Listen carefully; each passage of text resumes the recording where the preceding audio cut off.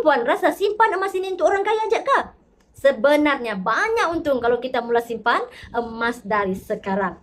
Walaupun sikit-sikit je dulu. Satu, susah mau boros. Bila duit sudah tukar jadi emas, kita pikir 2-3 kali dulu sebelum jual. Jadi boleh elak shopping ikut perasaan. Yang kedua, senang cair bila emergency. Perlu duit, emas boleh jual dan pajak. Cepat-cepat. Kadang-kadang sejam pun boleh settle. Yang ketiga, boleh bagi anak cucu. Emas ini tahan lama. Tuan-puan, simpan sekarang. Esok-esok boleh kasih turun sama anak. Nilai dia tetap mantap.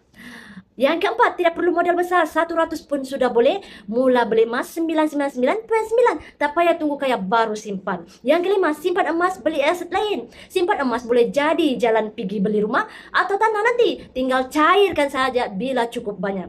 Yang keenam, nilai emas tahan inflasi. Dulu 1 dinar boleh beli kambing. Sekarang pun masih boleh beli kambing. Tapi kalau duit ringgit, makin lama makin kurang nilainya. Jadi tuan-puan pilih yang mana? Simpan emas yang makin bernilai ataupun simpan duit yang semakin lama semakin habis kena makan inflasi. Mau mula? Mulakan dengan sikit, yang penting mula dulu. Mau kaya dengan emas? Jom follow dengan daftar. Hanya percuma saja di profil saya, tekan pin di bio itu.